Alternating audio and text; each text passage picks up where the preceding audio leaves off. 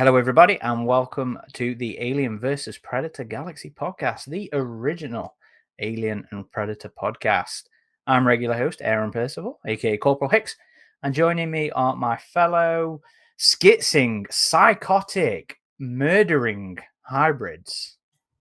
Adam Zeller, aka RidgeTop.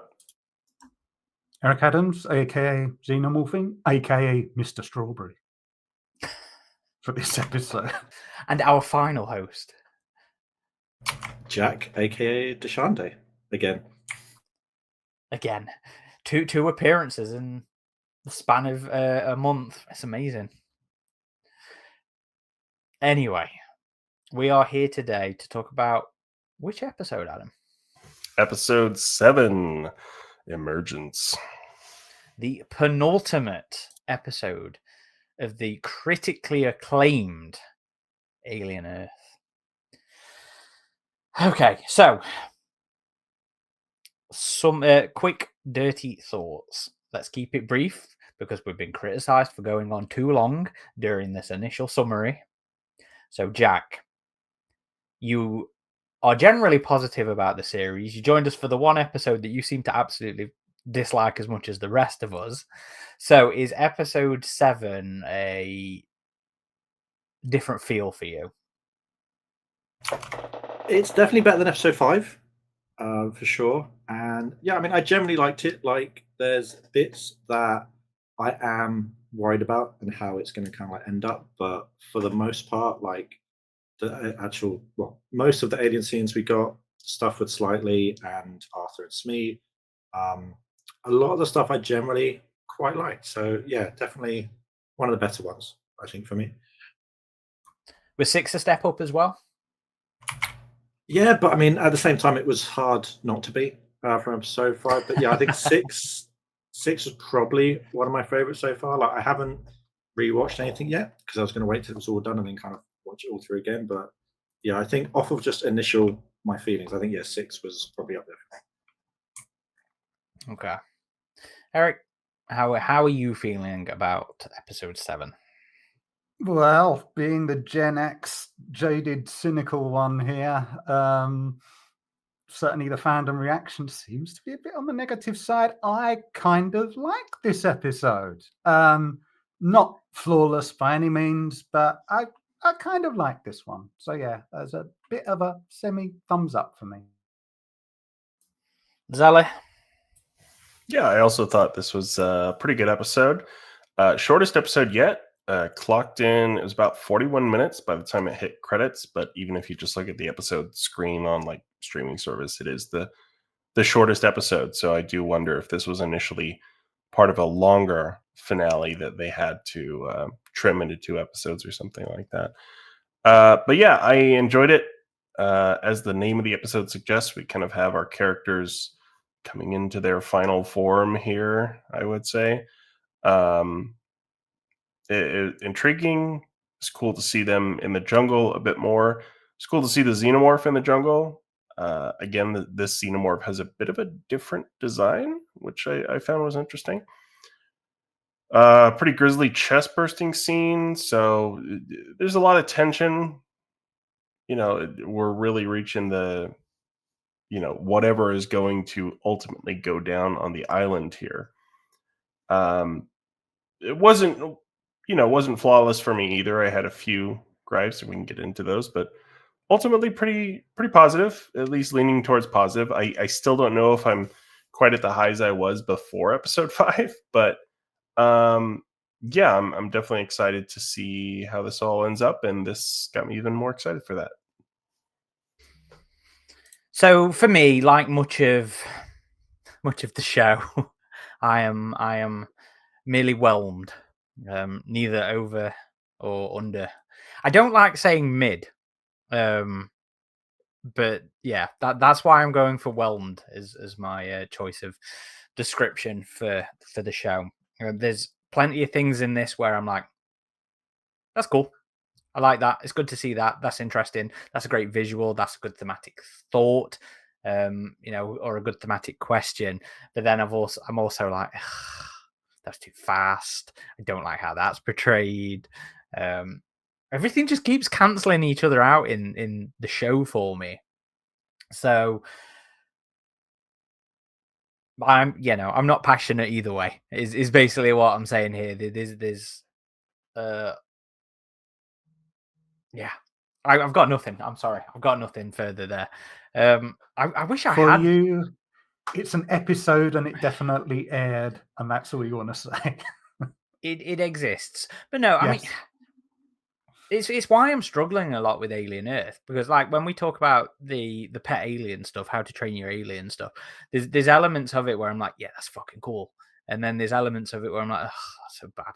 But what do we want to talk about first? I mean, what do we want to talk about first, Aaron? Should we Feeding start? a face hugger a milkshake. Well, we can talk. I mean, because that's another one. That's another one of those starts. exact. There's another one of those exact moments where I'm like, it looks. So reading from my notes, it looks really good. I like the face hugger, but why is it so fucking noisy? And then I've also got the next comment is, it's such a childlike thing to think of Arthur being thirsty and attempting to, give him a drink. But then the little nerd in me is also like, but I really don't like that the facehugger's just letting him yank its legs about and stick a thing under there before it starts reacting. I don't know. It's probably focused on what it's doing or whatever until it's like, hey, cut it out. It was funny though. Don't you think that was like a funny little child moment? Yeah, and even the following moment where his friend comes in and he's like, you can't tell anyone and I need you to help me. Like, they did pull that off well in terms of like it feeling like children trying to get away from something. And that comes into play later in the episode where Arthur's like, hey, look, you guys are new to lying and I can easily tell you're lying to me here. And you don't have to.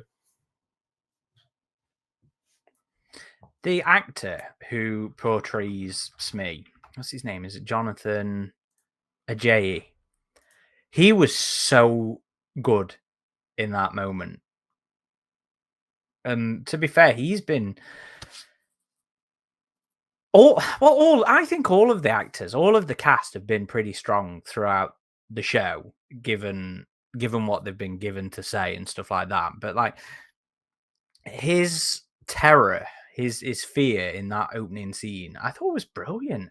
He really portrayed this childlike horror straight off the bat and so well. Yeah, him and Slightly have some. In terms of the acting, I thought they had to. You've not seen much of Smee do much for the show. This was kind of like his kind of showcase moments episode, and him and Slightly had some really nice interplay, including with Arthur. It's fair to say.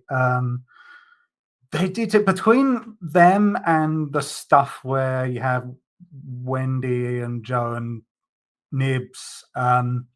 There's a lot of, I understand what's happening here with our behavior, and you have a choice kind of reinforcement, although craziness still ensues. But yeah, I really thought there's a lot of nice acting with Smee and Slightly in this whenever we're seeing them. And it even the stuff where Arthur is saying, I can see what you're doing now. I can see what you're still kids, so you're still learning how to lie, which I thought was a nice moment because it appealed to like me who knows about AI. And I'm thinking, that makes sense how he would interpret what they're doing. But yeah, they're not supposed to be AI though, Eric. That's the point. Well, we don't know. It's still, I don't think we're ever going to find out what actually happened with the transfer process. But that it was that whole thing right up to Slightly being a kid, and he makes the worst delivery driver any ever. But he's like, all I've got is the body. I'm just going to take the body off there, which is, it's how a kid would think, and he plays the desperation really well. Well, I would say as soon as Arthur wakes up, Smee should have gone, that's it, I'm out of here, because he's not obligated to help at that point. That's the only thing I had with it. But there's some nice interplay throughout a lot of these scenes in this episode. Yeah, I think that the kind of relationship between Smee and Slightly has probably been one of the highlights through the whole series. Like they've had a really good like back and forth with each other, like, and it does feel like of all of the actors, I think the guy playing Smee has done a really good job of actually feeling the most like a kid. Like, whereas I know people like Wendy, as obviously she's gone back and forth sometimes, being she's acting like a kid, and now she's acting like she knows everything that's going on. But I think they've kind of nailed it in terms of actually what I think a kid in like an adult body would be doing. See, I completely agree there. Because I think I said that before in one of the earlier episodes where Smee shows up and he does the thing with the arms with his frustration, and that is such a childlike move. And even him. So props to the writing here, I guess. But like the start when he's trying to get in and the sort of what he's saying is again it feels very childlike. And there's a moment when once Arthur's convinced them to turn around and go back, where I kind of wonder if this was ad-libbed or if it was written, but where Smee reaches out and gets hold of Arthur's hand. That felt like such a childlike thing to do. But then again, it's this thing that I've always leant back on of, but is that a 12-year-old thing to do? I think it could depend on the situation, but I would say if the situation was dire, yeah. Yeah, I think we've had this conversation, but they definitely came off as, throughout the entire show, they've all, except for Wendy, they've all come off as younger than 12, but they do act childlike. But yes, they should be acting a bit more like, John Connor in T2 a bit, who's a bit more rebellious and stuff. They shouldn't be in that mom kind of thing. Was he 12? I thought he was supposed to be a teenager. There's always been some debate over, but a lot of people, I think it's because the actor was older than the character was meant to be, so there was the opposite problem. But yeah, they shouldn't be but again, the whole show it's deliberately touching on all through that Arthur and Slightly and Smee thing. It's touching on the whole thing of innocence being corrupted by having no alternatives. That's the whole theme there. So I think they're playing into the innocence thing in there. What I would, so their whole relationship, Smee and Slightly's relationship, it feels very brotherly in a lot of ways, which I really like.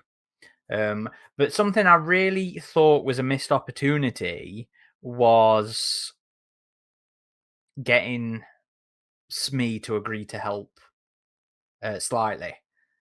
I really wish they'd have sort of played up the question of him deciding to help and sort of played it around this idea of loyalty, because I think is it episode 3 where Morrow and Slightly are talking and he's sort of trying to bamboozle Slightly with his morals and his ethical questioning and stuff like that.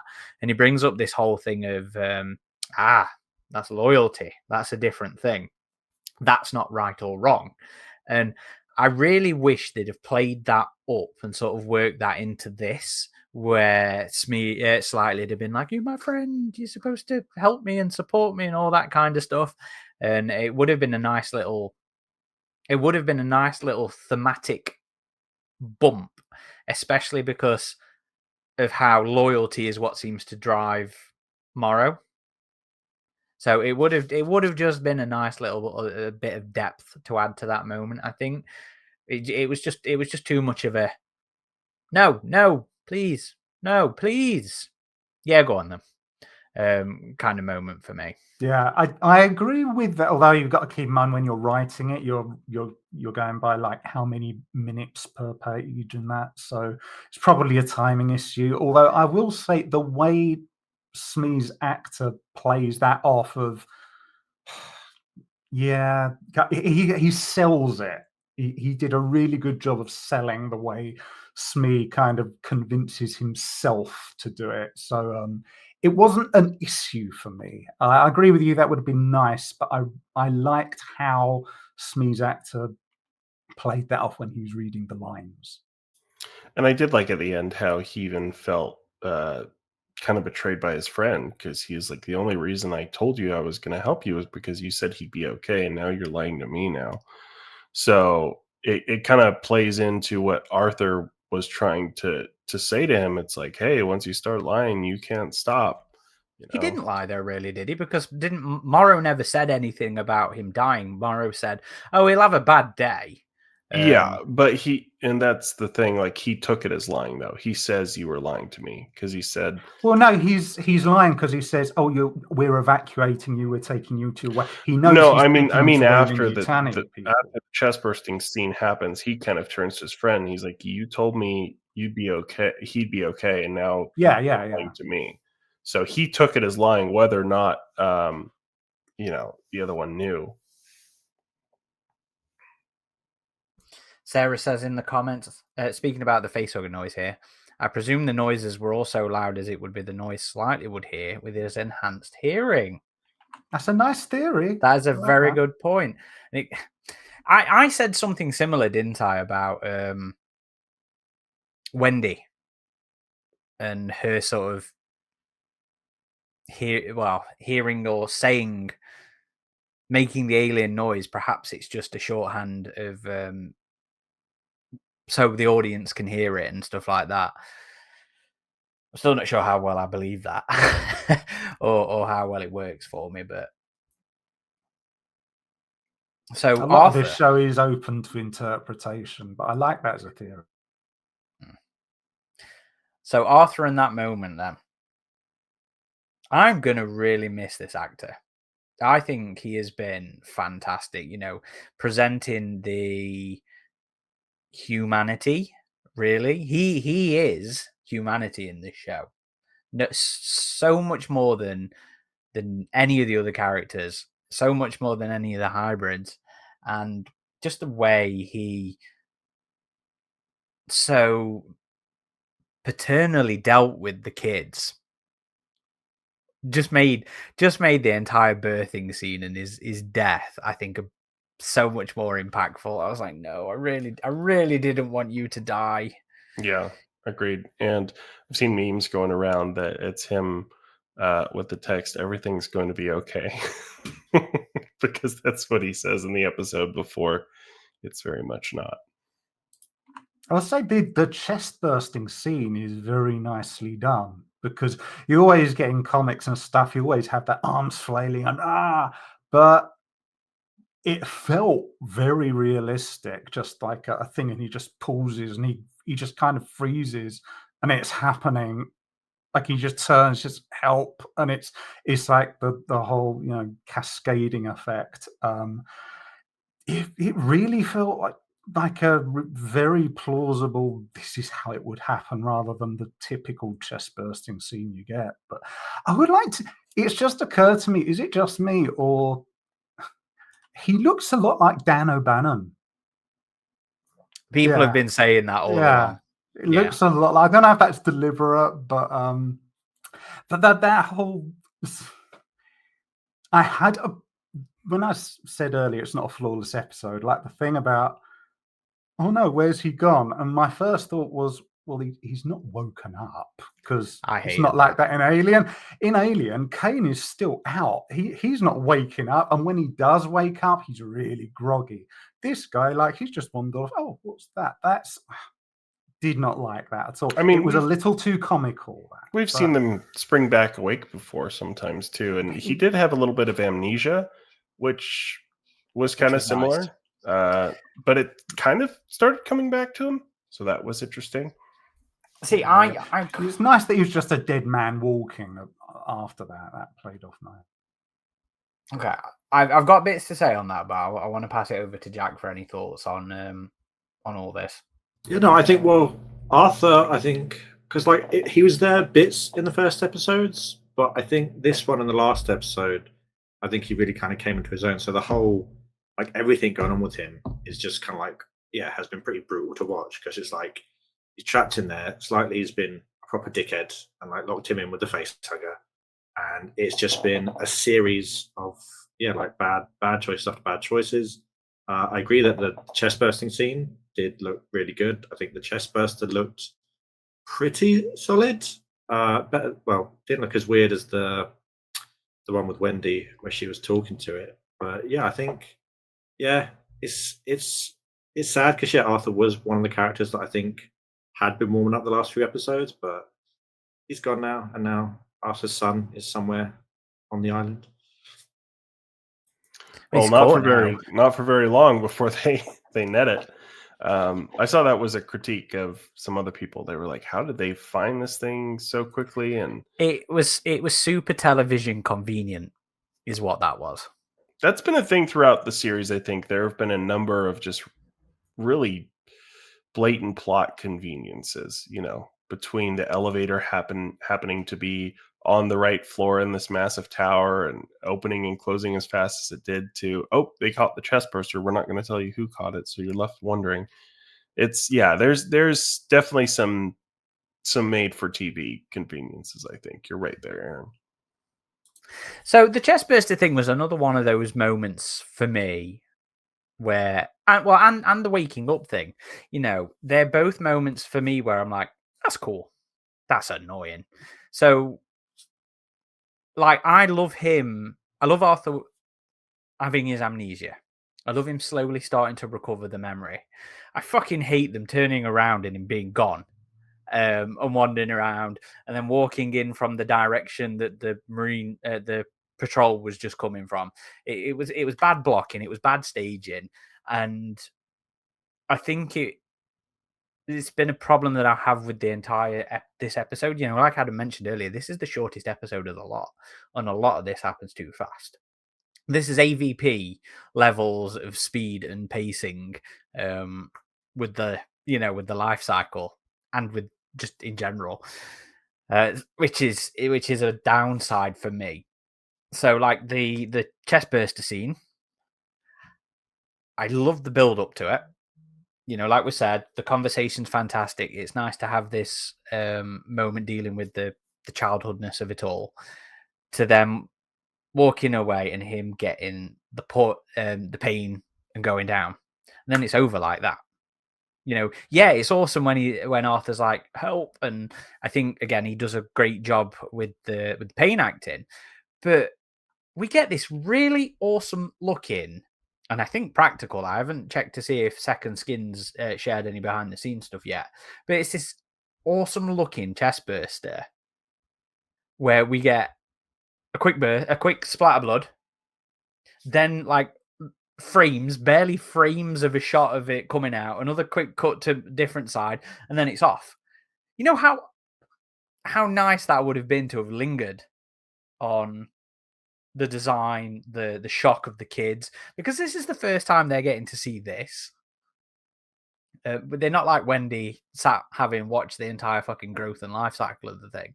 And as a Alien fan, I would have appreciated getting to see a lot more of that design. I genuinely think Alien Earth's chestburster is probably my favorite chestburster design. I'll have would to send assume it's the same one as we saw loads of shots linger on when Wendy was. It's the same design, isn't it? That was CG though. This looks practical to me. There's a bit of both here. I need to send you a behind the scenes of the chest bursting sequence on the beach, because there was a post on Instagram that had a lot of pictures of how they did this, and it was really cool. Like they had the body on the table, but the table was meant to be like a sand bed, and the actor was underneath it. So very old school technique, but some really cool behind the scenes shots. It was a perfect place to do it as well, though, wasn't it? Bury him in sand on the beach. I was like, that's actually pretty smart thinking in terms of setting up your effect there. Did anybody else notice a little goof in the scene where they are walking on the beach, though? Where the ocean does not appear to be moving. Oh, I've heard people talk about. I was going to say, I noticed when they tip his body in the water, he goes face down, and the very next shot is it face up. But yeah, I hadn't noticed the water's not moving. When Arthur's walking on the beach, all the shots of him, it does not look like the water's moving at all. which made me chuckle. And then I saw somebody on the board mention it. I was like, okay, that wasn't me imagining it then. I'll have to go back and watch that. A couple interesting comments in our Patreon chat here. Casper says, if they can find Big Chap floating in space with no problem, they can definitely catch a wee chestburster on an island. I mean, it makes sense they might have some cameras and sensors around, but they also comment that the trackers are turned off for the hybrids. So I assumed Kirsch let them out, and he was probably just tracking alongside them, ready with a net. Well, we don't, because he knew what was going to happen with that face saga. I would assume he was just trailing them. Yeah, he could have been just keeping an eye. That's a good point, Eric. He could have just been keeping an eye on the kids with Arthur, and from that point, he could track the chestburster. I don't think they turned the tracking stuff back on though, because I just mean via cameras or whatever else they have on the island. I suppose, yeah. Because I really didn't think they turned the trackers back on, because I'm sure there's a line, isn't there, where even after they discover that the trackers are turned off, where one of them says something about not knowing where the kids are. And that actually annoyed me, because I was like, why don't he just turn it back on? And, you can fansplain it. You can come up with things. Like a line about being password protected now.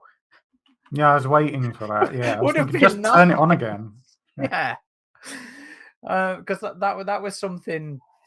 That was something I thought when when Arthur turned him off in the first place in the last episode.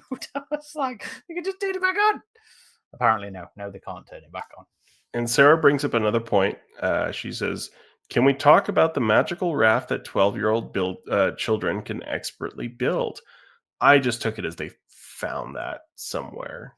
Just conveniently found a fully constructed raft lying around. Yeah, I don't know. There's old stuff on the island or whatever. But. Yeah, maybe they talked in another episode, like you can just upload whatever you want, any skill. So maybe they just did that. Survival skills.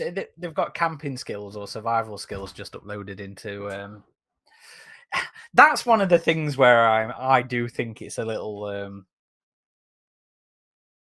don't want to say pedantic, but... Convenient? Yeah, again, it's a convenience moment. I can fully believe that they were capable of it somehow, but yeah, I did have it in my notes as well. The kids built a pretty good raft, or found a pretty good raft. But I mean, let's go back to the start of the episode a little bit, because it begins with Boy Kavalier meeting up with Kirsch in the lab, where things have really gone wrong in the last episode. They find Isaac dead, but the Prodigy team is able to contain the fly specimens that have got out. It was kind pretty of easily, it must be said. Yeah, they just kind of zapped him with prods and threw him back in little containers. I thought the conversation with Boy Kavalier and Kirsch here was entertaining, because Boy was just like, "Well, can we reboot him? Have we tried that yet?" Well, we'll see. So can we say I brought that up? Was it last episode where I was like, "So have they got cloud backups of these guys?" And it feels stupid. Like, look, don't get me wrong. I appreciate them bringing it up, being like, "Can we restore him? Can we restore him to a previous restore point?" So I appreciate that being there, but then him not knowing that they've not quite cracked that yet was like. It depends if they can negotiate with the actor's agent for a low enough fee. I don't know. It just felt like stupid, poor writing to me in that moment.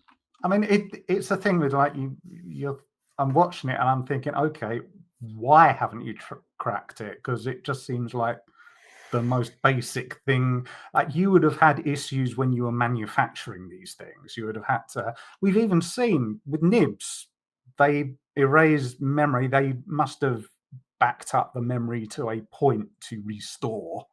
So yeah, it's just it's odd, but it's not like, you know, a deal breaker for me.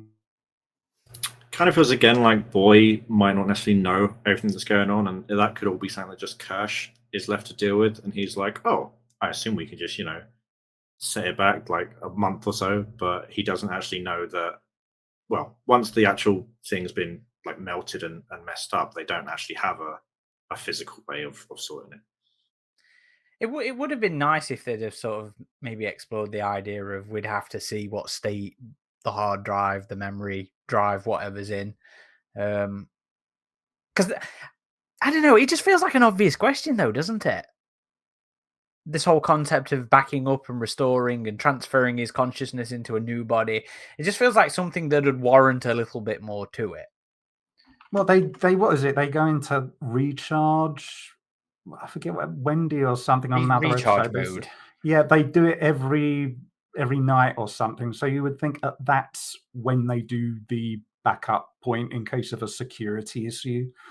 It's just basic stuff. You would think it, but this whole show is more fairy tale than sci-fi. So, well, that goes to the question if the consciousness is actually a living thing within them, or if it's just data. And like they've alluded to, these are just AIs thinking that they're human. Because if they are, then yeah, that is something you can just back up. But if it is actual consciousness, and that's a question that they grappled with in a previous episode, that if they revert her memory, is it still her? Is it still like, what have they done to her at that point? It still seems like in her. fairness, that wasn't just about back in the Atom said we want to lower her stimulus and a bunch of other things on top of just reversing her memory as well. And they've talked about that before in terms of the transition from adolescence to adulthood, in terms of them simulating emotional states and hormonal states and things like that. So they are very much impacting their, at least the experience in their bodies, kind of physiological functions. But it does beg the question of like, how much can they really control about the mind?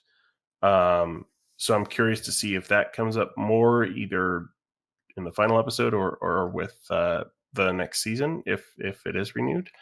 But yeah, it's and this scene is a pretty pivotal moment for Wendy too, because she walks in here and they almost try and stop her from seeing Isaac initially, but she sees him, she sees his fate, and I think this is where she kind of decides that they are not safe on the island and they do need to leave.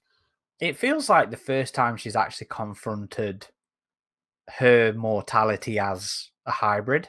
I think is what it feels like. A lot of shock, you know, her going, but we're premium, you know. So she's gone from this dying body. This is supposed to be her immortality.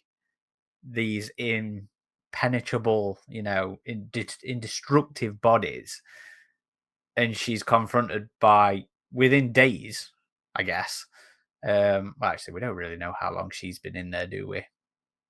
But you know, she has to accept. On the first episode, I think it went to like 1 year later, and then she was introduced to the other kids. I think. I don't think I we get a feeling time it was.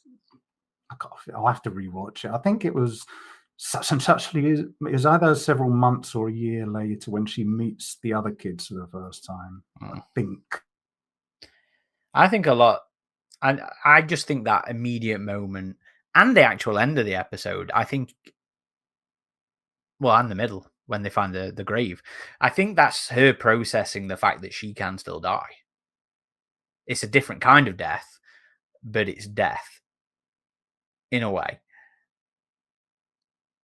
So you sort of add that on top of this whole thing where she's now no longer feeling human. She's just very overwhelmed, this poor Wendy, bless her. There's so much going on in the show. So many themes and thoughts that I don't know if it really gets the time to breathe. Like this episode is her is her sort of, again, the mortality thing, and then sort of starting to not feel human.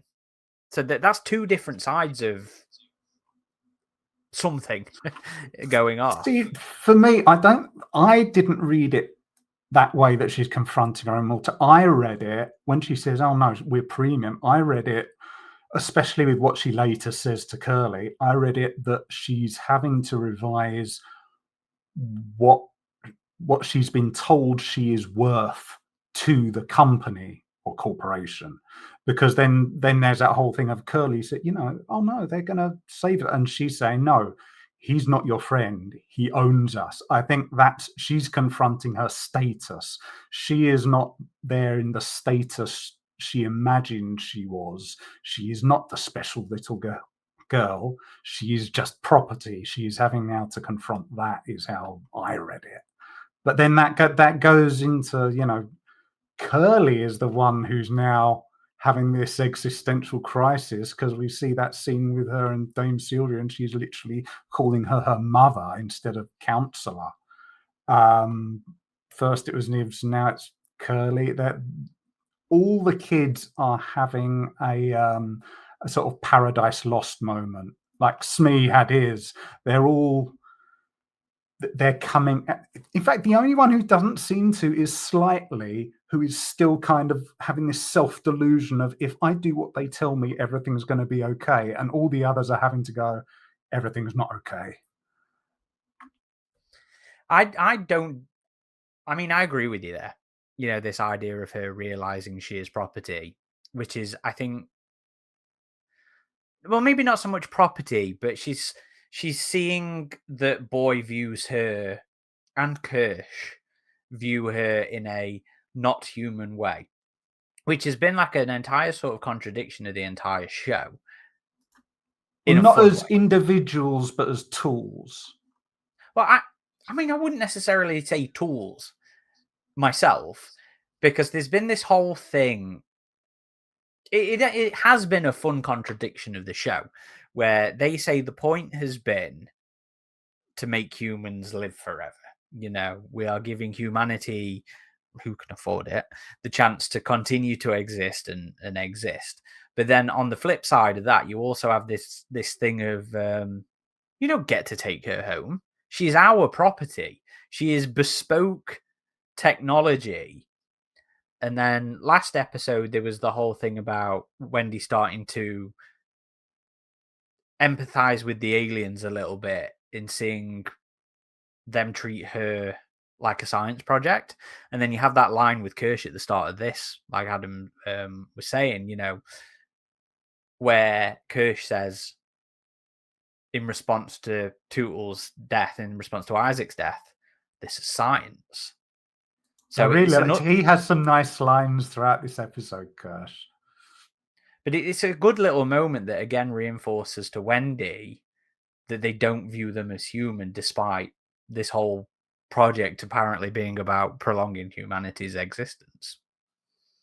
And that's what Dame Sylvia has been trying to argue. She's been the one who has been kind of trying to pull them back to humanity, and has been like, we're doing all this for human minds, and we always have to keep that in mind. But it seems like that kind of ethos is being disregarded by people like Kirsch, and now seemingly by Wendy, who seems to kind of lean into her not being a human in this episode, and starts to feel maybe a bit more empathetic with the Xenomorph. I mean, her attitude has continued to be different than the more chipper, upbeat attitude it was earlier in the season.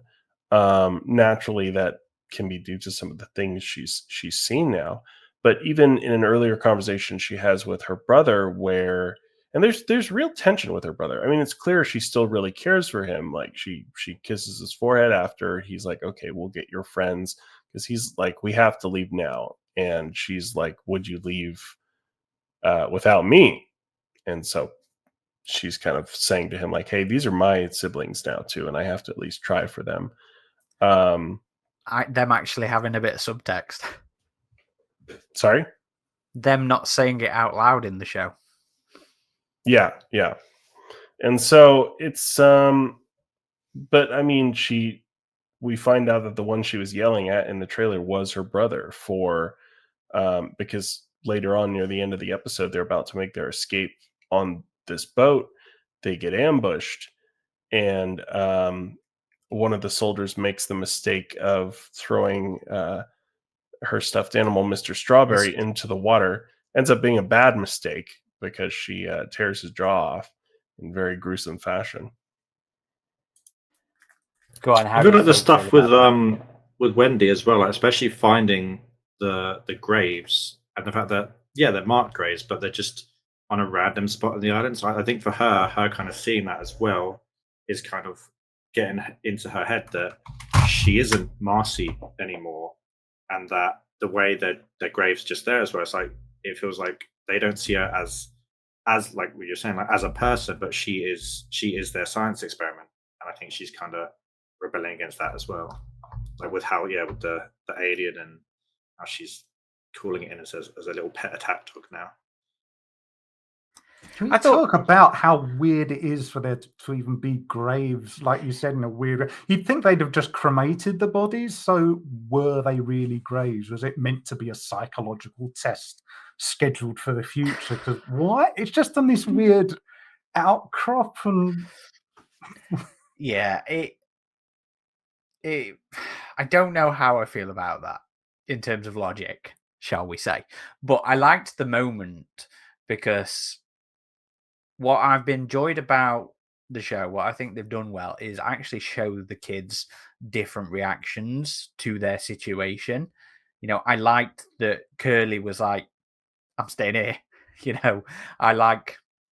She believes in Boy. She believes in the opportunities that he's saying she can have. But also she's the one that was wheelchair bound, wasn't she? And it's... That's right, yes. So to her, it would be more, I've been taken out of a wheelchair. God. But so I like that. But then getting to the graves, and then Wendy having this "that isn't us" reaction, and then Nibs just, I think, being the tipping point for her. You know, I like that they've all had very different responses to this all, and it's continued in this. Like, Nibs is just having the worst possible week. Yeah, are they going to erase this from her memory as well? It was a cool scene though. I absolutely love seeing her flip out. That felt like good. I don't want to say good payoff, perhaps, considering it's a psychological torture and torment, and that must be immensely traumatic. But it does feel like she's the River Tam of Alien Earth. For those who've seen Firefly.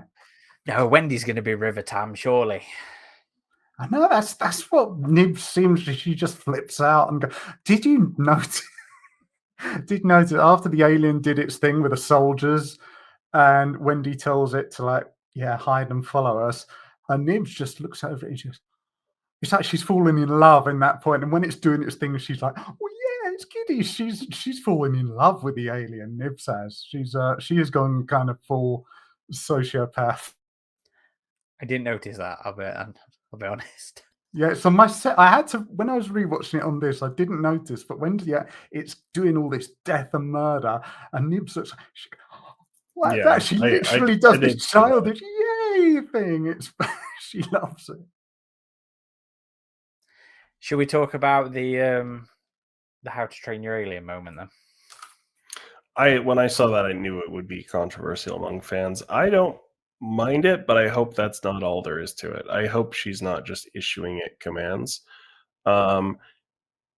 Again, it is kind of odd that it is like an actual vocal audible thing for her, when this is something she was hearing from like a skyscraper away or deep in the basement. I always figured it was more like telepathy or radio signal kind of thing. So to have it be so vocal, again, that could just be how it's being portrayed to the audience, but it doesn't appear so because she's actually moving her mouth. Yeah.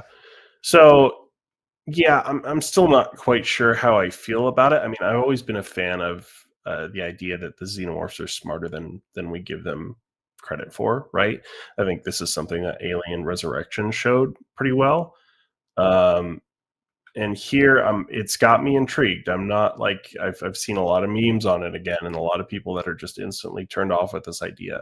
I'm not opposed to the idea. I'm just hoping it's more deep than alien, go there, kill this person for me, you know. Yeah, Although I it is interesting.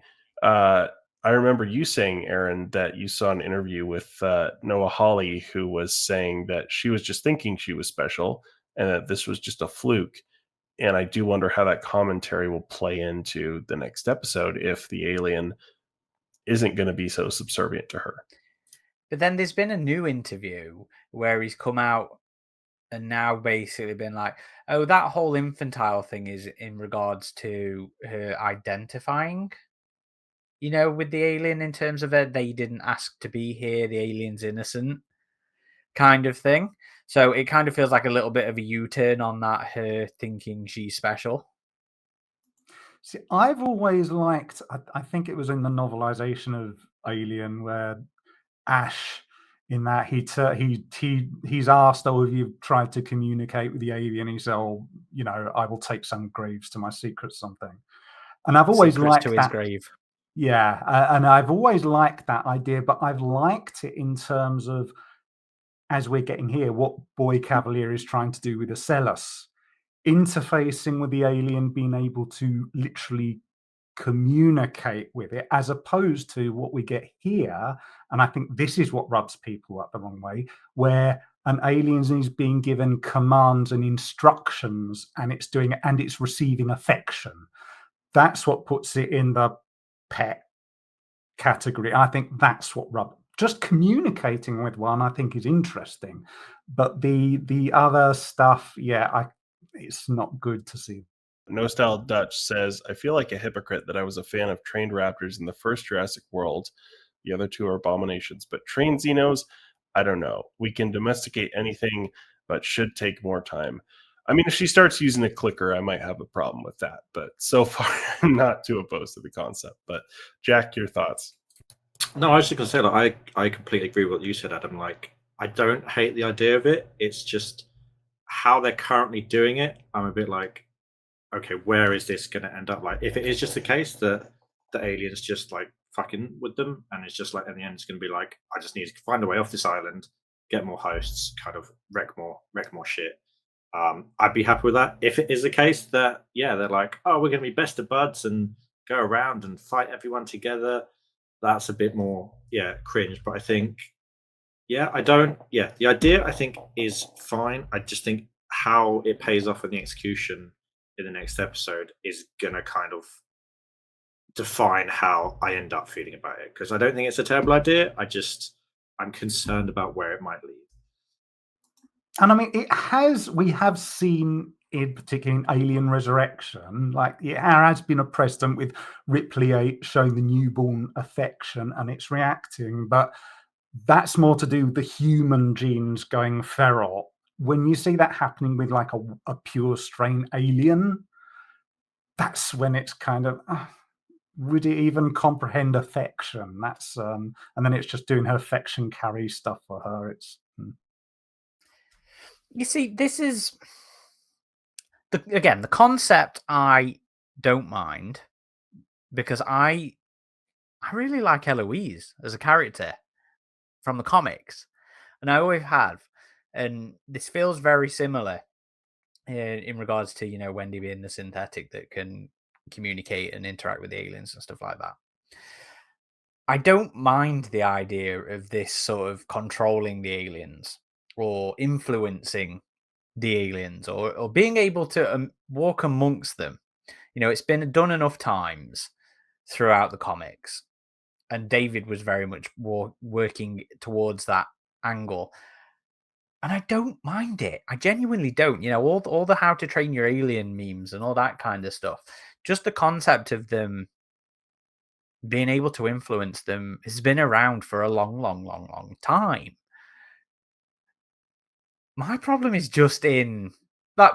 So, like, even the moment when the alien comes up to her and she's sort of like rubbing the blood off of it, giving it affection. I don't think it's massively shot that well. Sometimes, the suit doesn't look entirely great in some of those moments. But one of the things I like in the RPG has been this idea that the alien's able to mesmerize people, and there's something about that. It's not entirely the same, but there's something about you being perversely interested in looking at the alien, in interacting with the alien, and being drawn towards it. I think it's very on point, with the whole Giga aesthetic of it, the Giga intention of perverted beauty and bastardized beauty and that kind of thing. I think it's very on point. It's just this talking to the alien in a language thing that I get so stuck up on. Like, it seems so Klingonese to me. Like when she says in one of the previous episodes, "Oh, the pronunciation's a little tricky, but I think I'm getting there." And when she says something like, "I told it to go hide and thingy," I think, it just rubs me up the wrong way. I really don't like to see her going and making some fucking noises and it translate into just go and maul that guy for me, Fred. It feels so wrong, and it takes away some of that mystique. I much prefer this, far distant look of Ripley 8, sort of hearing and interpreting what the aliens are feeling. I like this to be that little bit of vagueness in there, Yeah. And I always did like the idea personally of like telepathy or a hive mind. And we've had allusions to that in expanded media in the past. I mean, even something like AvP 2010, where you're seeing like when you play as the alien, you see like the image of the queen as like a objective marker kind of thing. Like it always kind of gave me that impression. So yeah, I get your concern with an actual audible language, but it still makes me wonder if that's just in her specific context, just with the comparison of what we saw earlier in the season. But I mean, to make that comparison to Resurrection again, yeah, the moment of affection feels very like similar to Resurrection, where you had Ripley 8 was embracing the alien. There's another comment I saw that said like it feels like the show is what if Ripley 8 had sided with the Xenomorphs, which is fun. I actually find this moral quandary of Wendy sympathizing with the aliens fun. Not everything has to be black and white and be the good guy kind of thing. I kind of really want her to go off the deep end. Well, I mean, regardless of where, because that will be to do with her journey, however that goes. But in terms of the concept of communicating, I mean, yeah, it goes back to Aliens, where, Ripley was doing her thing with the Queen. But in that, it was all about leverage. And even in book 2, where that came back with General Spears, you were being shown he taught the alien through leverage. Here, the alien has absolutely no reason to comply with her instructions is the thing. Once she lets it out, that is. Yeah. I predicted it would. And I also predicted that Kirsch is doing his thing to just entrap Morrow, and I was right there again. It's the alien has no reason to be doing this. Yes, she's kind of tapped into its language. But as soon as you have that happen, you are setting the precedent for another story coming along where a character just has a handheld device and they just type in the message and it translates Yes. and all the aliens just move away from the eggs and you take that. Because what's stopping you? Because Wendy is showing you, go over there and follow. And it's got no reason to, aside from it's being given a command. And that's it. What does that open up? But as we're talking about, what do we think about the boy Kavalier and talking to Ocellus, giving it the shitty prime number? It seems like he's looking for that conversation that he mentioned earlier in the season, and he thinks he might get it with this thing. Does make you wonder how T. Ocellus learned, human numbers in terms of communication, but you could say like, well, if it's been in a human mind before, maybe it takes some of the memories or something like that. But mathematics is supposed to be the universal language, though. True. Well, but he wrote it on the hand, so he Yeah. understood the symbol. So I That's what I'm assume saying. it's meant to be it retains knowledge from the other host, because otherwise, how would it recognize the numbers? Okay. Casper saying Noah has addressed that. Are you referring to the numbers? That was cool seeing, though. I really felt Boy Cavalier's excitement at all that, and I was very curious to see where they go, because I feel like that's been a little bit of a inconsistency again, shall we say, because they keep hyping up the Teocellus as being this very intelligent, calculating thing, and Boy's talking about communicating with it. That was something I was actually quite excited for, was to see him actually in a human host and to get to communicate with it. And when we got that in episode 5, it just made a fucking noise.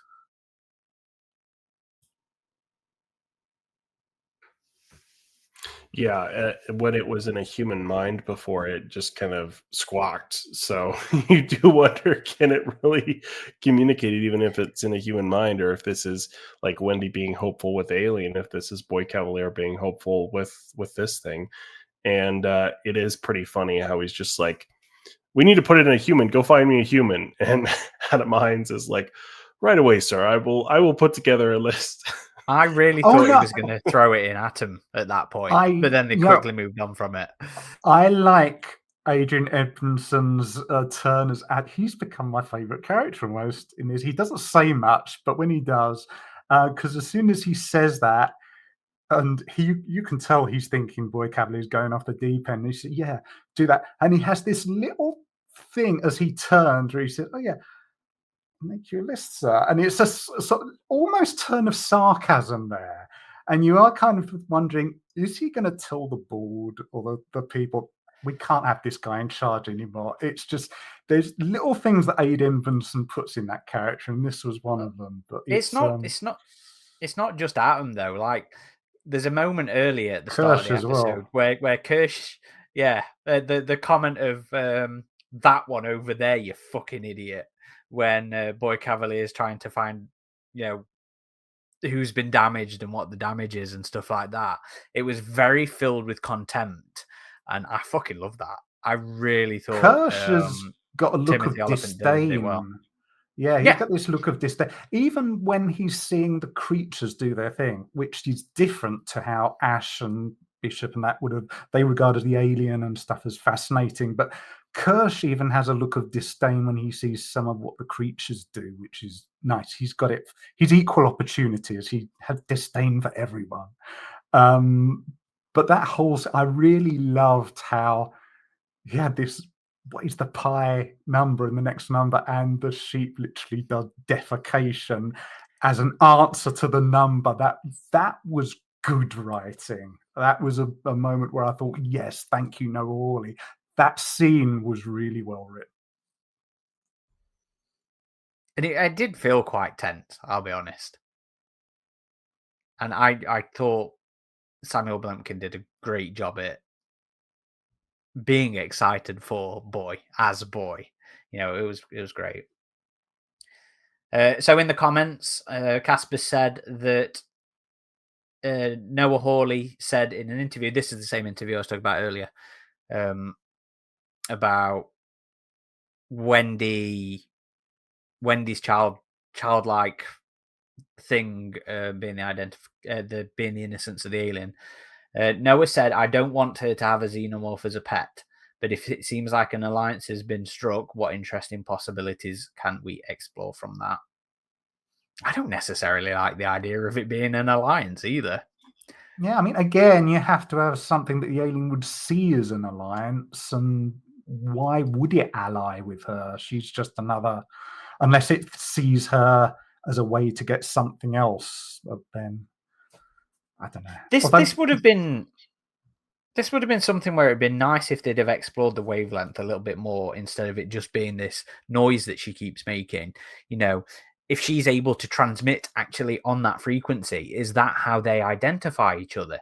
Does the alien literally think, she's a member of the hive? No, it recognizes her on sight. As soon as she enters the lab, the alien just kind of whirls. It recognizes her on sight. It's more I'm saying that would have been a more interesting thing for them to play with. Yes, I agree with that, yes. And Casper also says, sure, the Xeno listens to Wendy, but can it raise its hand? David's been running baby's first trick lesson since the moment it hatched. And No Star Dutch says, Casper, bringing up David is an interesting point. I could be wrong, but I feel like people didn't have the same issue with David leading his Xeno in hands raising and engaging with the Xenomorph. People fucking, rip the shit out of that. But I don't think that's necessarily to do with David influencing it. I think it's more that feels so tonally at odds in Covenant than necessarily it being any sort of mimicry. Again, though, it is kind of a similar theme where you have David, the emotional synthetic, sees himself as has moved beyond or is just better than humanity, and has empathy for the alien. Very similar themes to what we're seeing with Wendy here, maybe without quite the same hatred for humanity that David held, but it definitely reminded me of that. But do we still have sympathy for Wendy at this point? After, she murdered through proxy. It's starting to feel like she's heading in the too far gone direction. We'll see where she ends up in her path here, and I think there's got to be something else to where she arrives in the next episode that affects her. At least I have to imagine that. But she's certainly not who she was when this thing started. Do you notice she tapped into the network? She could have done anything. She could have set an alarm going. She could have said like a fire alarm or cameras going down. She went full on for let's set the murder beast loose. She went for that as her first priority. I have issues with Noel Hawley trying to represent this as you can identify with this character, and she is being so needless and unnecessary when it comes to these kind of moments. I just didn't like when she just went straight for let's set the alien loose, because she is morally responsible for all those people dying. Yeah, but the alien's innocent. He didn't ask for this. This one hasn't been murdering people. Yeah, but it does feel as well like something a child would do. They're like, let's go for the most extreme thing straight away. Like they're not going to be like, let's set off a fire alarm instead. It's like, no, let the thing loose. Let them deal with it. They've upset me. Yeah. And to be fair, the kids not knowing about their consequences of their actions is something that they seem to think about behind the scenes. I don't know if it's necessarily... I feel like we've took the piss out of the show a little bit for not being exactly subtle when it comes to the Peter Pan things. But then there's stuff like this where they've been talking in the official podcast, they've been talking in interviews, kids don't necessarily know the consequences of their actions. They don't think that far ahead. That's interesting and relevant, but it's not in the show at all at this point, I don't feel. Now, when she sees them murdered right before her eyes, and she just, and she doesn't have a moment of, what have I done? Which you'd expect. Well, this comes into play later in the attempted escape scene with the boat, where Hermit, who's very much on the side of the kids escaping, still doesn't want his friends to be killed, even though his friends are kind of his foes in this moment. And so he uses a shock weapon to disable Nibs. And that's when we have the screaming at him from Wendy, oh, what did you do, that we saw in the trailer.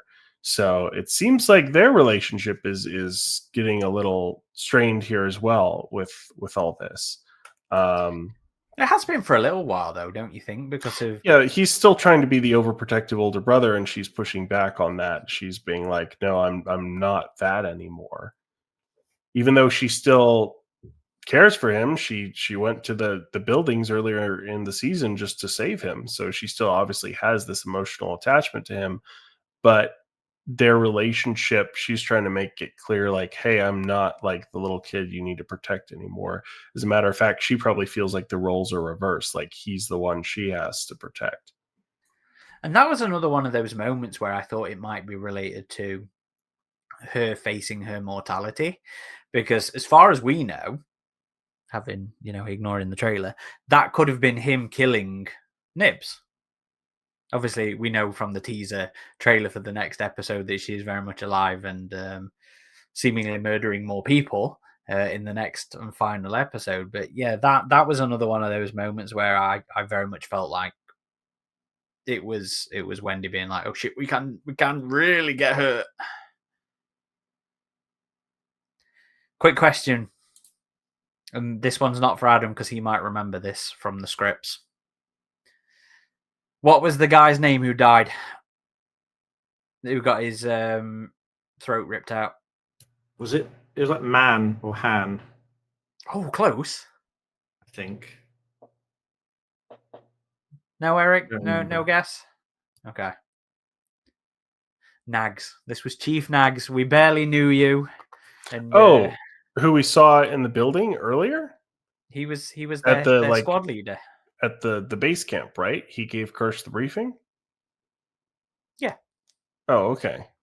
Did you not realize that was the same character? No, I didn't know they brought them all to the island. I knew they brought Siberian and Radmajan. Is that his name? Rashidi, isn't it? Rashidi. There's someone else with that name somewhere, I guess. But yeah, no, I mean, we didn't have the scripts this far, Aaron, so. Right. So the one who had a name which is indicative of talking had their throat taken out. Right. I just found it funny that it was. I don't remember his name actually being said in the entire series so far, but he was a named character in the scripts and everything, or the early ones. I only had half an idea because I have to watch it with subtitles because it's like 1 a.m. But yeah.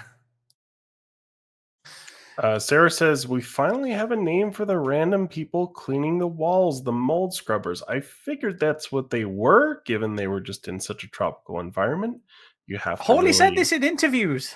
Yeah, and you have to really... Yeah, we got their title, their job title. Yeah, you have to maintain buildings like this in a tropical environment for contamination. So it was interesting going back to the boy Kavalier wanting to find a new host for T.S. Ellis. He says, "Oh, I want to find someone who's not intelligent so we can see the difference." Who do we think it's going to go in? I mean, the next shot was Hermit, so I do wonder if he just feels that way about Hermit or whatever, and maybe it's Hermit. But we've been thrown off with Hermit before, thinking he was going to be the target for the facehugger. So I don't think it will be. I think it'll be Hermit will survive a nuclear blast. He's got plot armor everywhere.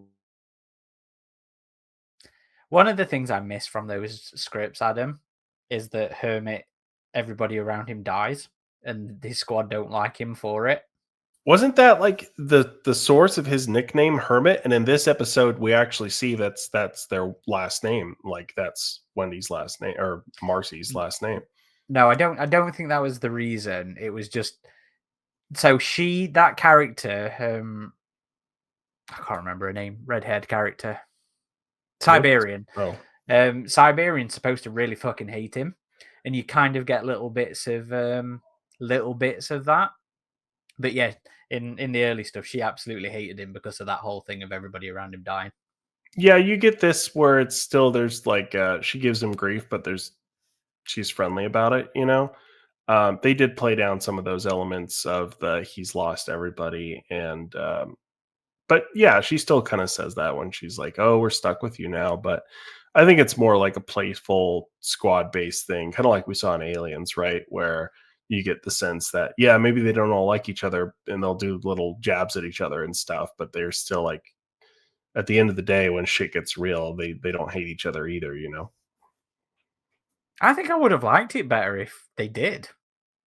Because I still feel like he's just a non-character. at this point. I don't think he's really had a presence throughout the species. Or He's just there. He's just showing up Yeah. now and then to say a couple of words and then do whatever they need him to do for a second.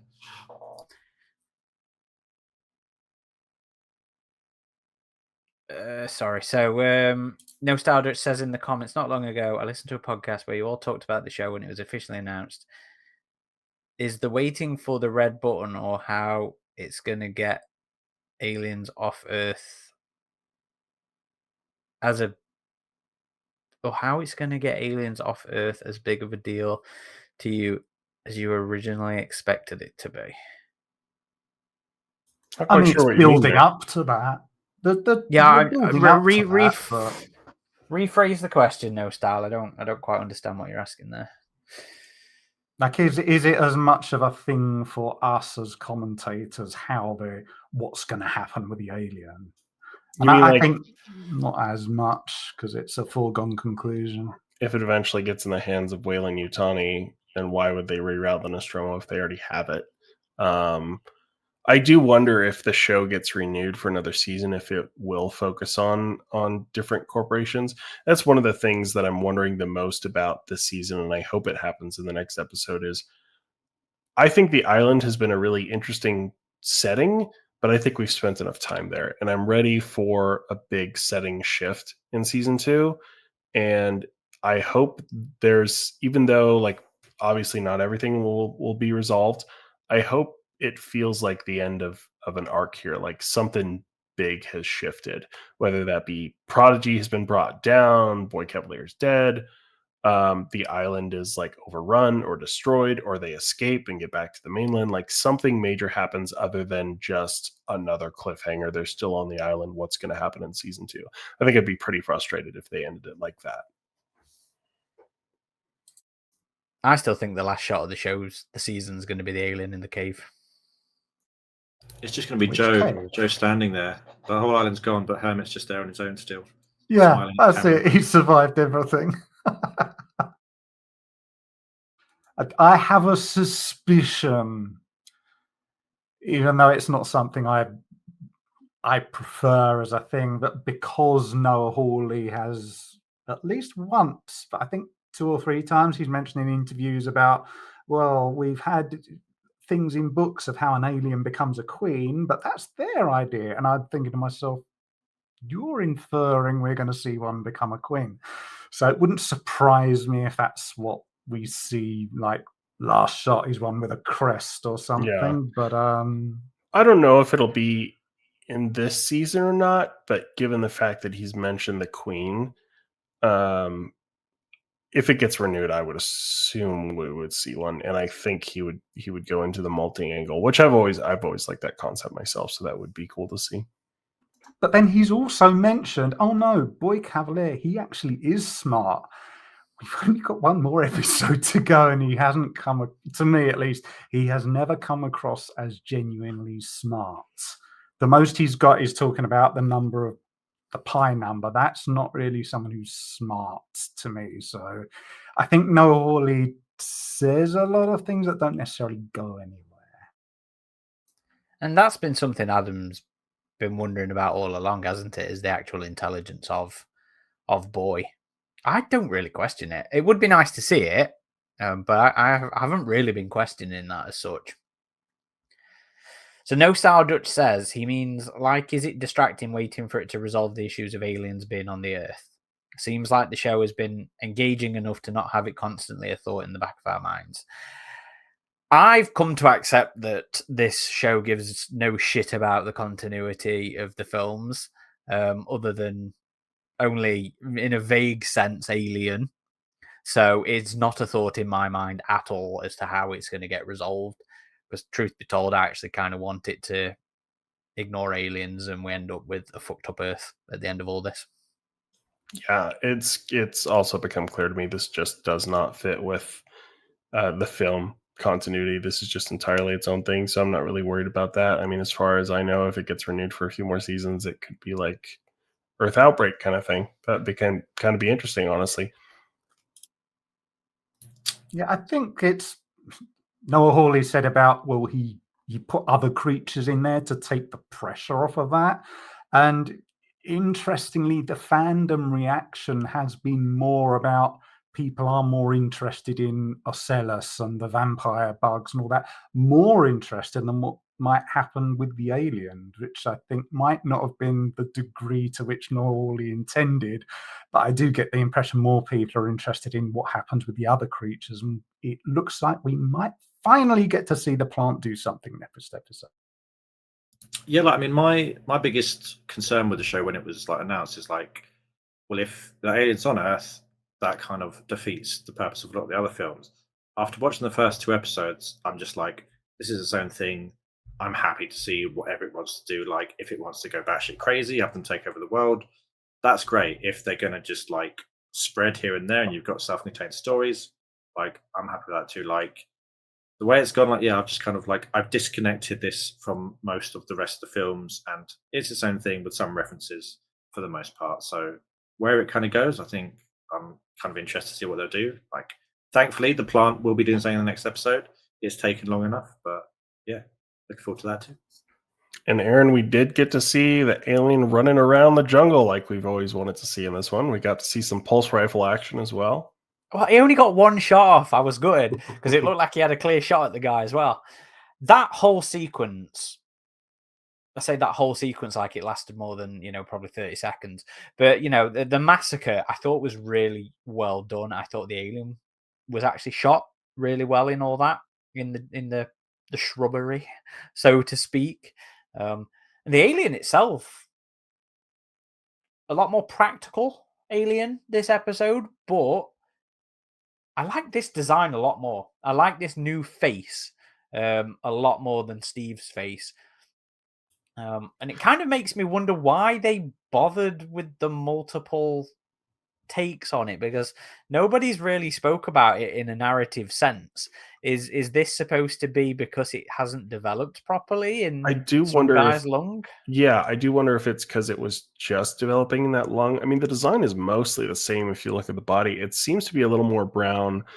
It has these kind of white spots on the front of the face, and the jaw and the mouth are structured. That's the real main difference. The jaw and the mouth are structured a little differently from the first one.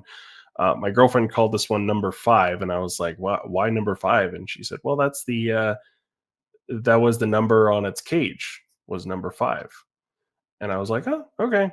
I mean, we've had 6 in 2010. We had 7 in Infiltrator. Ah, right, that was Yeah. it. But I just the think difference to the mouth makes so much difference, though. Like, I never had a problem with the kind of crustacean-y look or the brownie look. I like this sloughed-off skin kind of approach that it's going for, because it actually reminds me a lot of the younger runner in Alien 3. The crest actually looks a little, well, the head looks a little detached compared to the last one. And that kind of makes me wonder about the queen molting thing, if it is becoming a crest or something like that. I am curious now that we have another alien running around that did fully develop in someone, if it'll look like that original one did, if we see that one as an adult compared to this one. When I rated the episode at the start, and I said, you know what, I kind of like this one. Part of that was down to getting the visuals of things happening in a tropical setting. And we have said this, that we'd like to see aliens in a jungle environment. And I think here it's the alien isn't how I would like it to look, but the jungle setting does definitely suit aliens. And part of that is not just because you have those lush green colors, but also because you have that amount of foliage. It makes the screen look busy, and it has the same effect as shadows do on the Nostromo. But we had some nice cinematography in this one, and a lot of that was to do with this tropical island setting. I'm a little sad we haven't yet seen it go through water and those kind of shots that we did in the original AvP comic. I was hoping it was going to jump in the water towards the group of them by the boat there, because it looked like it was about to. Yeah, the only thing I would say about the Marine, well, they're not Marines, but the soldiers, is they went to all that extent of recreating pulse rifles and a smart gun. How did that smart gun work out for you guys? It didn't. It's just like it's a kind of cosplay harness. It doesn't do anything. So it I was would have been disappointed. nice. It would have been nice to have seen a bit more Yeah, of them even actually if getting to use it. even if maybe it had targeted the smart gunner by just averages, and he managed each to get a few shots off, and it didn't kill it, it injured it, and then the acid sprayed over someone. That'd have been interesting. But the Yeah. smart gun did nothing. Unlike the Xenomorphs and Romulus, these ones are pretty good at not getting shot, it would seem. Jack, what did you think about the new design? I really liked it, but I think the whole sequence with the alien there has kind of pointed out the good and the bad that they've had for the whole series, where in action and stuff like that, it's had some really cool stuff. Like when it's actually dicing up the soldiers, you're seeing legs get like chopped off and just people like falling all over the place. And then like some of the shots where again the suit isn't looking the best, but the actual design, like the coloration stuff like that, I am really liking it. And I kind of was going to say to Adam, like I think it could be a case that the reason this one does look a bit different is that it could be the one that's potentially molting into a queen, which I think would be quite a fun thing to do. But yeah, for the most part, like the whole sequence, the way the alien looks, I just think, yeah, I'm digging it a lot more than Steve. Did anybody notice that we saw the Prodigy answer to the smart gun in this? Was it like a That's what everyone minigun? was saying. Yeah, it was a minigun on a harness. Yeah. Yeah. I did notice that, yeah. Made me chuckle. Does anybody have any specific elements they want to talk about? I might be going I'll- insane, sorry, but I was fairly certain the opening sequence with the tail going across the alien Earth sign was like a reference to something in one of the other films, but for the life of me, I can't think of what it is. Like my head tells me there's a shot of like Ripley cross-fading into like the side of a planet, and the way the light on the tail curve looked like that. But I think I might be going insane. I'd have to watch the intro again. I must have missed that part. The only fade I can think of is Ripley fading into the Earth in Aliens. It Oh, might well, be no, in something like Aliens. that, but yeah. Yeah, where it follows the curve of the planet. Yeah, that's Aliens. Although I think mean- she fades in Alien 3 as well, from her in the crowd to Fury. You have some crossfades in Alien 3, and Noah Hawley has certainly shown that he likes the crossfades in this season. I will say, talking about the soldiers, I felt it was a little weird that we had dialogue specifically in that earlier episode with Yutani say about Morrow. He said, "Give him everything he needs," and here we're seeing the sum total of what Wayland Yutani can summon is just like a couple of teams of guys, no support. It makes everyone seem, again, we have this unfortunate continuation of everyone being a bit inept at doing their jobs and stuff. But even with that kind of stuff, they're little niggles. I still like the episode as a whole. I'm not sure if that's because of the pacing. It felt like, yes, there were a lot of balls up in the air, but they felt right in the edit. So I still liked it as a whole, even with these little concerns and stuff. I still liked what we got, not as, oh, I love this story, but in terms of being an episode of this show, I think this, for me, was one of the highlight episodes, possibly the highlight episode for me. You see, it being short in this one was, I thought, a negative, because there were so many scenes with the aliens, like I said, with the facehugger, with the massacre, with the chestburster, where I'm like, oh, I just wish this was longer. I wish it wasn't so fast paced. So that was kind of a moment where I wasn't quite on board with that. I still don't know what Kirsch's deal is here, because is this all been to get Morrow on the island so we can capture him? Because that feels like Yes. we're at that point. I mean, you still wonder why, if he was monitoring Isaac and knew something was going wrong, why he didn't alert anyone, why he didn't tell Boy Kavalier that there was something wrong. So you do still wonder about his ulterior motives, but it seemed like he was just doing this as like entrapment for Morrow. It was kind of funny afterwards where he's like, "You two boys are grounded." That got a chuckle out of me. Well, it was such a weird contrast as well because Morrow's getting beaten behind him, and he's just talking to these kids in such a It's just he's childish very way. calm. Yeah, he's not got any emotions. I mean, yes, that is a question about is Kirsch really like that? But as I say, I predicted this would happen. So as far as I'm concerned, yeah, this is a one big play. But you've got to remember this is also a show where none of these events needed to happen. At the moment we found out Boy Kavalier actually knew about the mission and he had that communication, why didn't he just send up 1 or 2 ships of his own to hijack it, remove the cargo, and then he didn't need to crash the ship in the first place?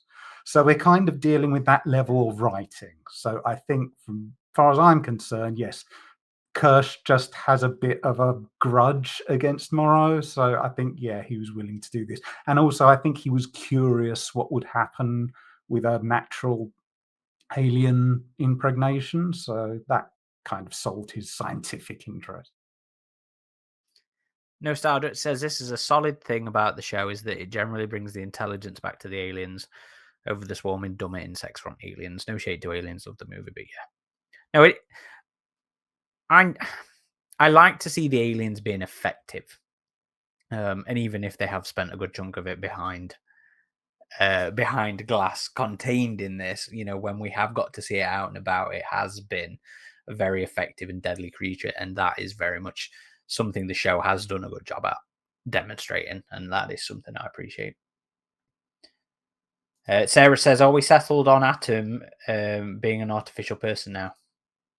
Well, we still don't know that, do we? That's still in question. And Casper also says the face hugger dropping down from the trees, an alien reference. Yeah, which was a nice little moment. But again, too fast. Too fast for Aaron's liking. And I think... Oh, I liked the line about nobody likes a sore loser.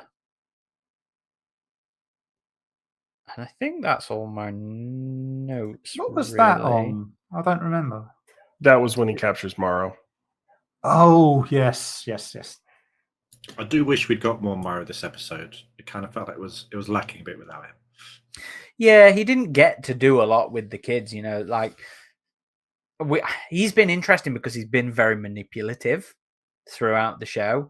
And yeah, the only real moment of that you get in here is him saying to slightly, adults own up to their mistakes. Do they fuck? We live in an age where we don't accept our own flaws and mistakes. I mean, it made me laugh. We do see in the trailer for the following episode, he's kept in the same cell as the hybrids. I don't know why they would do that, but it allows for some conversation between them. So I think that's something we will see more of in the following episode. You'll also notice his left eye, and the ocellus always seems to favor the left eye. It's not just a little, the entire socket region is really injured, which makes me wonder if Boy will choose Morrow. Okay, lads. Any more thoughts, or shall we move on to the quiz? Let's do the quiz. Hopefully no math this time. Okay, there is could be classed as a math question. This is my fault. I suggested it over a different question that Greg had put. Okay, is it because of pi? It is indeed because of pi. So sorry, I'm just loading. Do we get to defecate in answer to this one? You are more than welcome to. I'm not sure I'll accept it as a valid answer, but you do you. And if you want to shit on Cam, you shit on Cam, mate. So this is your Neverland public safety announcement. Biohazard containment has failed. You are to proceed to your evacuation routes. Only Prodigy employees will be allowed off the island. Answer your security identification questions as proof of your employment. Question 1. Have we got a notepad up, lads? Jack actually has Prodigy identification from his walk through the portion of the Maginot that crashed in London. There was debris everywhere, folk. London. Where did you go, Adam? San Diego and Went to Las Vegas, San Diego, and Austin. So all over America, apparently. But you got a badge, didn't you? I've got a badge. Jack just happens to have one with his picture on it. It's back in my drawer, but yeah, I got one. Okay. So, question 1. In this episode, before Nibs has her violent breakdown, she has a few harsh words for the security officer. Excuse me, Greg. That's Chief Nag. Let's respect the man. Complete the quote. Mr. Strawberry says, "We're never going back." Is it A, fuck you, B, fuck off, C, fuck all of you, or D, fuck no? Second question. Boy Kavalier. I'm assuming everybody's got that one and is happy to move on. Yeah. Second question. Boy Kavalier has demonstrated that he is intrigued with a creature that can recite a few digits of pi. Are you more intelligent than an alien eyeball piloting a sheep? If you can recite more digits of pi correctly, maybe the boy genius will want to have a conversation with you as well. Do your best and don't let the image win. So just recite type as much pi as you can, and whoever gets the most wins this one. Chat, do not be doing stuff in here.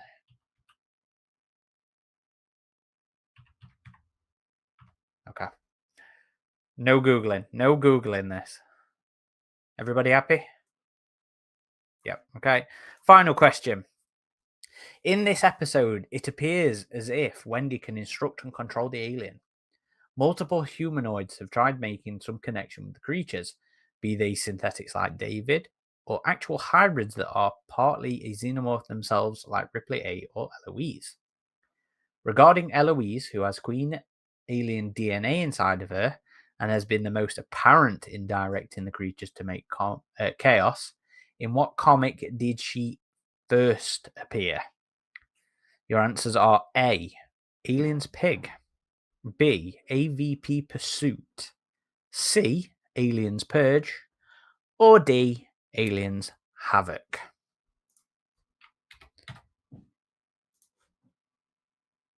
Okay, are we good? Yes. Yep, I'm getting nods. Okay, so first question. What did Mr. Strawberry have to say to Chief Nags? Adam? B, fuck off. B, Jack? Yep. fuck off. The best line of the entire show. B, fuck off. Yep, indeed. It is B, fuck off. Which I also got. Adam, how much pi can you recite? It's been a while since my college math class. 3.14168. Is that right? Hang on. But pop Probably that in the chat. Pop that in the chat for me. Okay. Jack, how much pi can you I recite? only know this because I read a thread in it after watching the show, but this is as far as I got. 3.14159. Oh, no, I was totally wrong. Okay. Eric? 1, 2, 3, 4, 5, 6, 7, 8, 9, 0. Because at least one of those is going to be in there somewhere. I got 3.14159.6. Oh, it's 5.9, not 6.8. That's right. Or is it 6.8 after? That's really 5.9? convenient, isn't it? That you've got one more than me. Is it 6.8 after 5.9? Hang on. So pi is. It feels like Blockbusters. No, the 6 is. Hang on, is the 6 right? No, the 6 is wrong anyway. So 3.1415926. I missed the 2, Jack. 3.14159265359. Man, where did I get 8 from? Yeah. Who fucking knows? Yeah, you win an image. Yay. So, Jack, we actually got the same amount there. Correct. That is it for today's episode. No, it's not. There's another question. Oh, yes, there is. Okay. In which comic did Eloise first appear? Adam? I guessed Purge. I did not know. So Jack? that would be C. I guessed C. Yes, a Purge as well. Eric? The one with her in it. I don't know. It is indeed C. And I can't believe you guys got that from guessing. disgusted. I'm disgusted in both of you. And the only other comic she actually appeared in was AvP Pursuit. Pig was the one with the pig. Havoc was the one with the scientist whose consciousness floated about between hosts thanks to his experimentation with the royal jelly. Okay. Adam, we have been asked somewhere if we will be doing any, despite my lack of passion for the show, will we be trying to get any people on from the show to talk about it? We will. Yes, we have touched base with some. We are reaching out to some people. So we will be trying to secure some interviews, but that is something we're definitely planning on. We always love doing the interviews, and there's definitely some people involved in the show that we'd very much like to talk to about it. So it is something in the works. And that is something Adam will be taking the lead on this time, won't you? Yes.